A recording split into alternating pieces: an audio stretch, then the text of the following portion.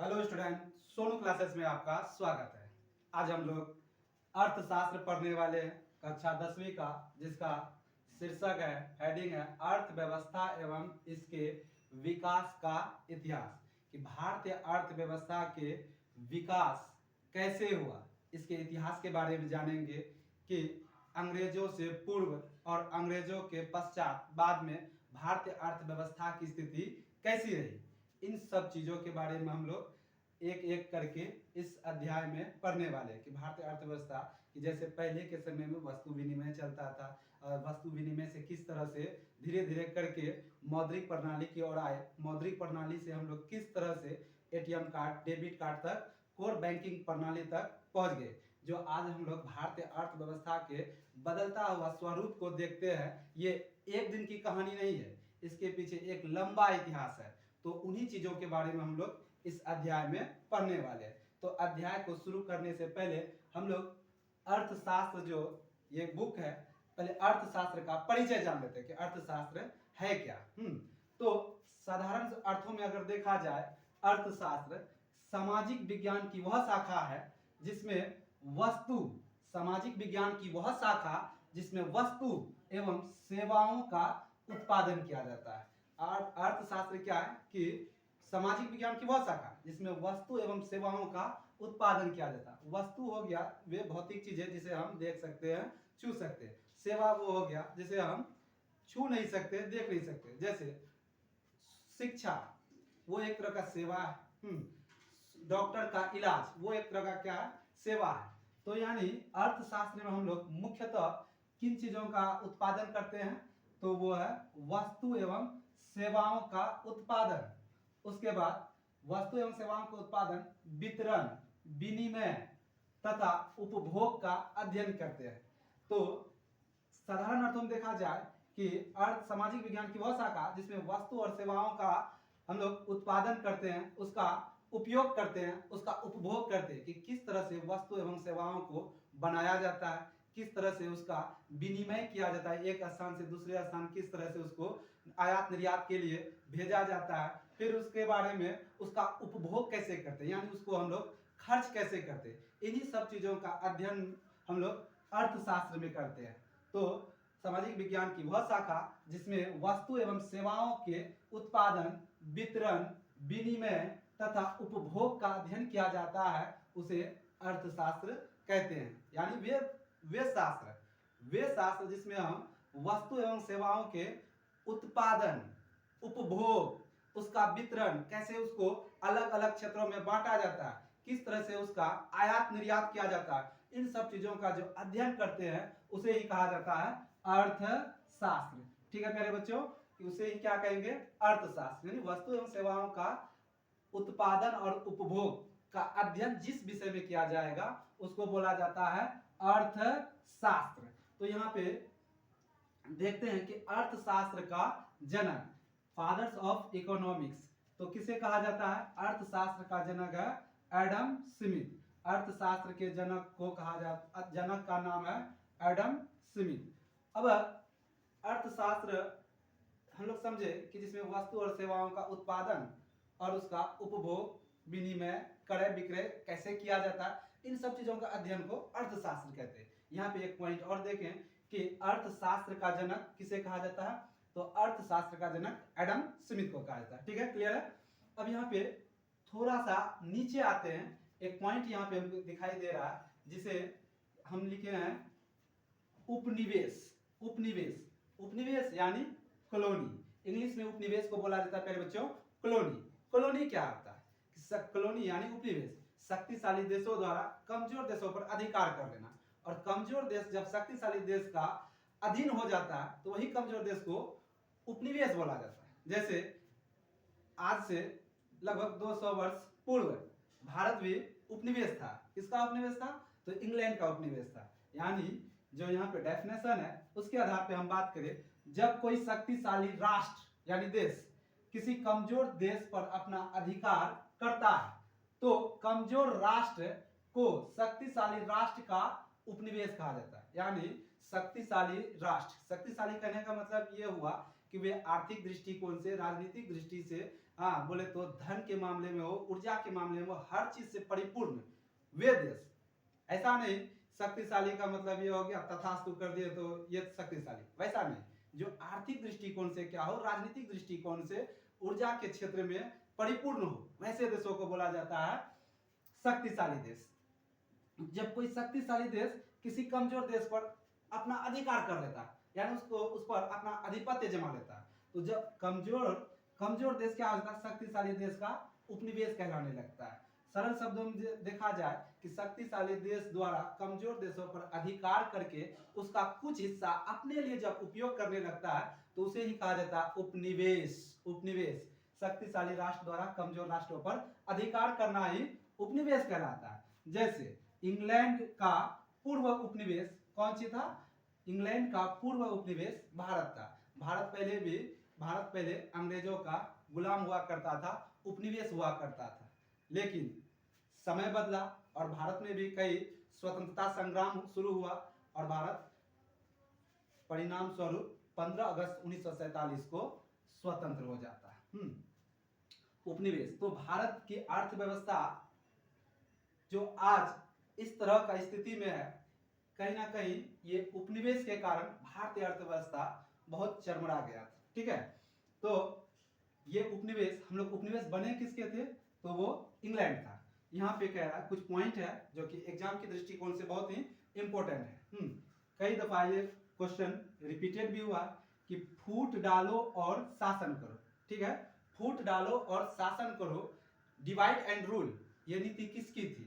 यानी ये नीति कौन अपनाया था? तो ये नीति अपनाया था प्यारे बच्चों, अंग्रेजों की नीति थी। अंग्रेजों ने भारत में फूट डालकर एक लंबे समय तक क्या किया? शासन किया। इस शासन के दौरान उसने भारत की जो संसाधन है उसका भरपूर दोहन किया और भारतीय संसाधन का दोहन करके अपनी आर्थिक स्थिति को काफी मजबूत कर लिया। ठीक है, तो इसी सिलसिले में हम लोग ये चैप्टर पढ़ेंगे कि किस तरह से भारत की अर्थव्यवस्था पहले थी और आज किस तरह से, बोले तो बीच के समय में किस तरह का रहा और अब भारतीय अर्थव्यवस्था कैसी हो गई है।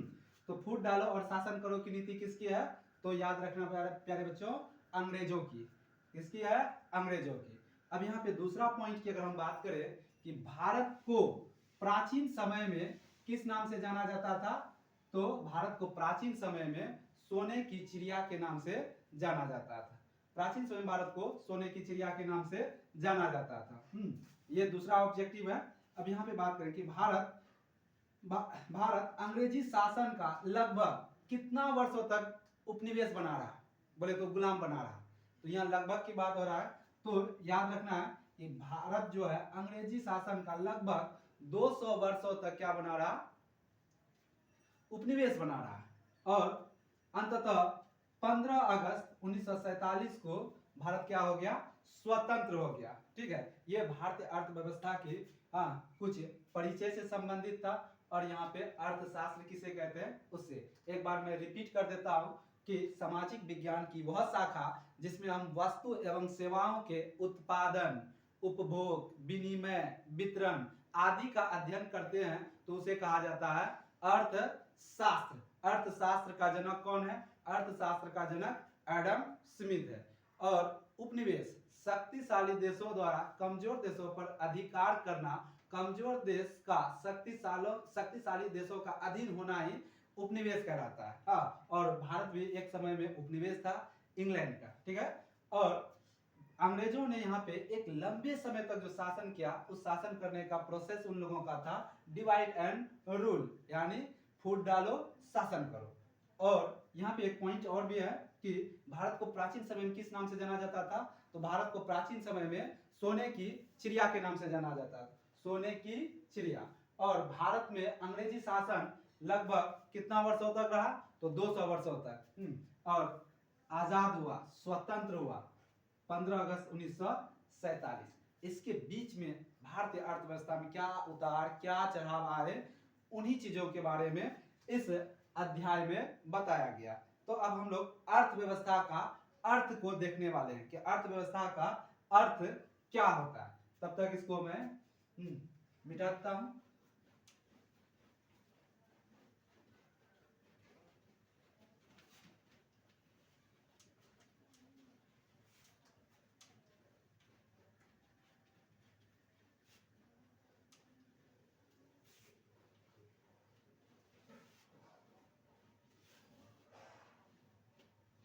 ठीक है। अब हम लोग अर्थव्यवस्था का अर्थ के बारे में जानेंगे कि अर्थव्यवस्था क्या है। इससे पहले हम ऊपर में अर्थशास्त्र के बारे में जानकारी हासिल किए कि अर्थशास्त्र क्या है और भारतीय अर्थव्यवस्था का इतिहास कैसा रहा, किस तरह से अंग्रेजों ने यहाँ पे कौन सा नीति अपनाया और भारतीय अर्थव्यवस्था का दोहन किया। ठीक है, अब हम लोग अर्थव्यवस्था का अर्थ देखेंगे। तो अर्थव्यवस्था को समझने से पहले हम लोगों को पहले आर्थिक क्रिया को समझना होगा कि आर्थिक क्रिया है क्या चीज। ठीक है, तो चलिए हम लोग पहले आर्थिक क्रिया को समझ लेते हैं। तो आर्थिक क्रिया लिखेंगे, आर्थिक क्रिया। ठीक है, आर्थिक क्रिया। तो देखिए आर्थिक क्रिया क्या होता है कि वे क्रिया जिस कार्य के बदले हमें आय की प्राप्ति होगा, धन की प्राप्ति होता है, तो उसको बोला जाता है आर्थिक क्रिया। वे क्रिया जिसके बदले हमें आय यानी धन की प्राप्ति, धन की प्राप्ति होती है उसे आर्थिक क्रिया कहते हैं। ठीक है फिर बच्चों, सिंपली है, अर्थव्यवस्था को समझने से पहले आर्थिक क्रिया को समझना इंपॉर्टेंट है। तो सबसे पहले आर्थिक क्रिया क्या होता है यह जानना। तो आर्थिक क्रिया का अर्थ होता है यानी वे क्रिया जिसके बदले में आपको धन की प्राप्ति हो, कोई भी काम हो जिससे आपको आय प्राप्त हो रहा है, तो वो हो जाएगा आर्थिक क्रिया। जैसे बैंकिंग हो गया, व्यापार हो गया, कृषि हो गया, संचार हो गया, ये सब क्या है आर्थिक क्रिया है, क्योंकि इन क्रिया के बदले हमें धन आय प्राप्त होता है और वो धन आय से हम लोग अपना आजीविका चलाते हैं, जीविकापार्जन करते हैं। इसलिए जीविकापार्जन करने के लिए आर्थिक क्रिया का होना जरूरी है। तो जैसे अगर हम लिख सकते हैं आखिर कौन कौन से कार्य आर्थिक क्रिया के अंतर्गत में आएगा। वैसे कुछ अनार्थिक क्रिया भी है। अनार्थिक क्रिया का अर्थ भी हो गया कि जिस कार्य के बदले हमें धन की प्राप्ति नहीं होगी। तो वैसा कार्य क्या हो सकता है, सोचिए, वे कार्य जिसके बदले हम धन की प्राप्ति नहीं हो सकता। समाज सेवा, ठीक है, समाज सेवा क्या हो सकता है कि अनार्थिक क्रिया की श्रेणी में जाएगा। आप अपने मन से कोई भी कार्य कर रहे हैं, उसके बाद रोडों की सफाई करवा रहे हैं, लोगों का भला कर रहे हैं, इसलिए इसके बदले तो आपको कोई आय की प्राप्ति नहीं होगा।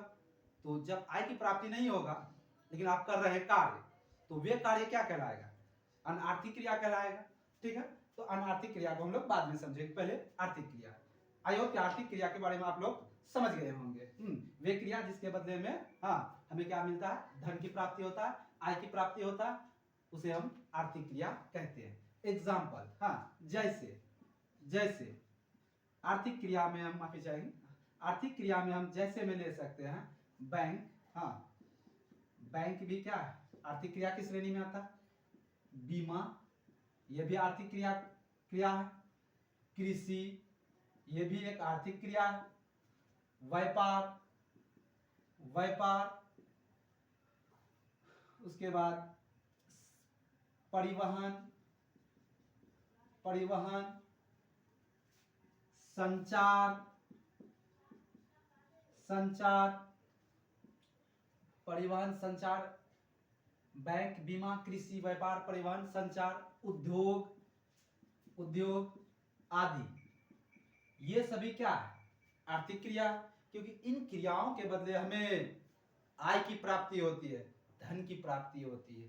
तो ये सभी क्रियाएं क्या कहलाने लगेगा, आर्थिक क्रिया। या मैं पढ़ा रहा हूं, अगर इस क्रिया के बदले हमें आय की प्राप्ति हो रहा है तो मेरा कार्य भी आर्थिक क्रिया की श्रेणी में शामिल होगा। ठीक है, अब हम लोग बात कर लेते हैं अनार्थिक क्रिया कि अनार्थिक क्रिया क्या होता है। तो ठीक है प्यारे बच्चों, अनार्थिक क्रिया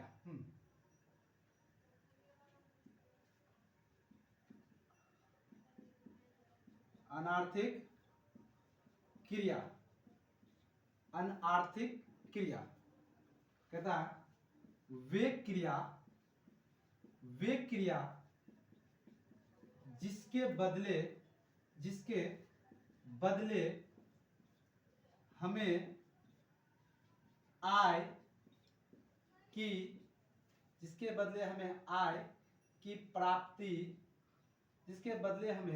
की धन की प्राप्ति नहीं होती है उसे अनआर्थिक क्रिया कहते हैं। ठीक है मेरे बच्चों, कि वे क्रिया जिसके बदले हमें रुपया पैसा धन दौलत की प्राप्ति नहीं होगा उसको बोलेंगे अनआर्थिक क्रिया। तो जैसे इसका एक एग्जांपल ले लेते हैं, जैसे, ठीक है, जैसे समाज सुधारक और कुछ मंदिर का पुजारी, इनके कार्यों को अनार्थिक क्रिया की श्रेणी में रखा जाता है। क्लियर? आय की प्राप्ति होगा आर्थिक, आय की प्राप्ति नहीं होगा अनार्थिक। ठीक है, आय की प्राप्ति होगा आर्थिक, आय की प्राप्ति नहीं होगा अनार्थिक। क्लियर? तो अगर आप आर्थिक क्रियाओं को भली भांति समझ चुके हैं तो अब मैं आप लोगों को अर्थव्यवस्था के बारे में समझाऊं कि अर्थव्यवस्था है क्या चीज। ठीक है, अर्थव्यवस्था क्या है। तो अर्थव्यवस्था का हम लोग डेफिनेशन देखेंगे कि अर्थव्यवस्था क्या है, उसके बाद अर्थव्यवस्था का परिचय को जानेंगे। ठीक है,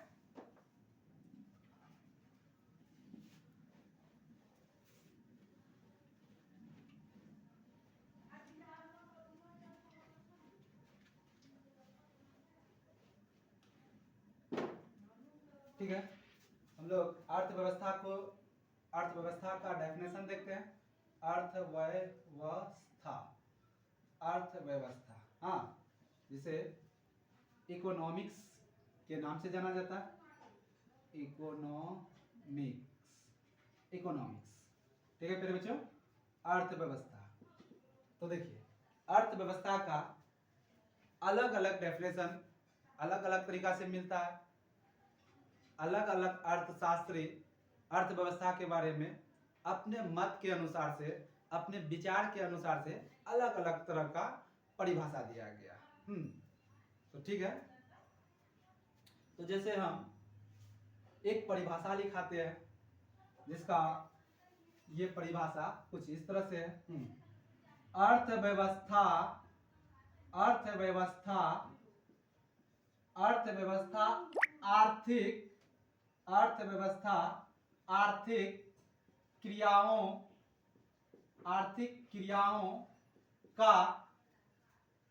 क्रियाओं का ऐसा संगठन, अर्थव्यवस्था आर्थिक क्रियाओं का ऐसा संगठन है जिसके अंतर्गत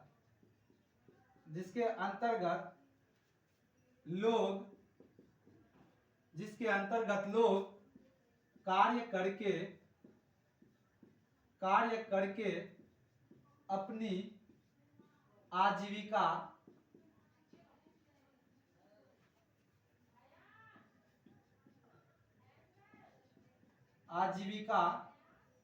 चलाते हैं। ठीक है, ये जो डेफिनेशन है बहुत ही सटीक डेफिनेशन है और 2 नंबर के लिए आपके एग्जाम के दृष्टिकोण से बहुत ही उपयोगी है। और कई दफा ये प्रश्न रिपीटेड भी हुआ है कि अर्थव्यवस्था किसे कहते हैं, और 5 नंबर में फिर यही प्रश्न को दे देगा कि अर्थव्यवस्था से आप क्या समझते हैं, अर्थव्यवस्था के कितने क्षेत्र हैं। तो इस तरह से 5 नंबर में भी प्रश्न आ जाता है।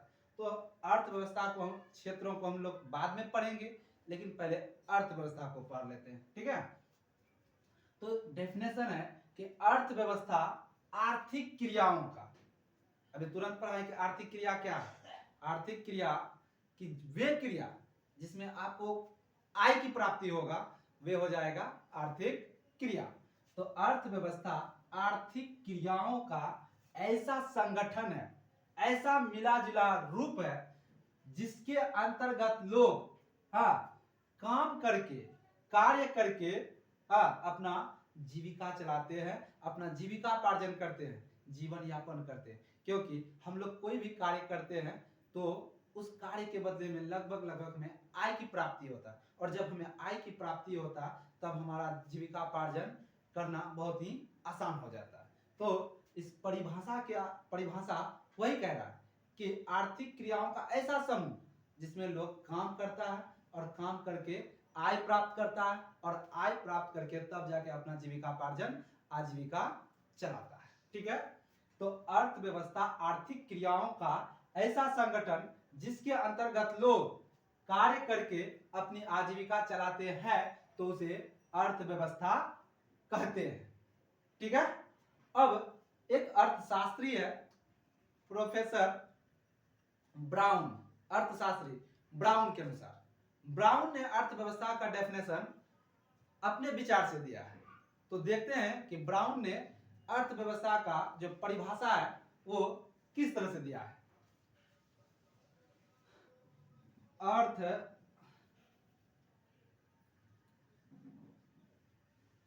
अर्थशास्त्री ब्राउन के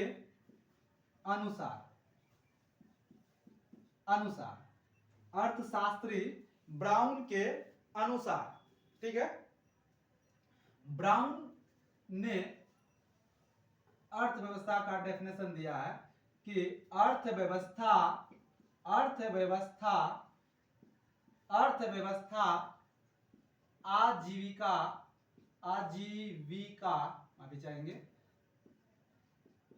आजीविका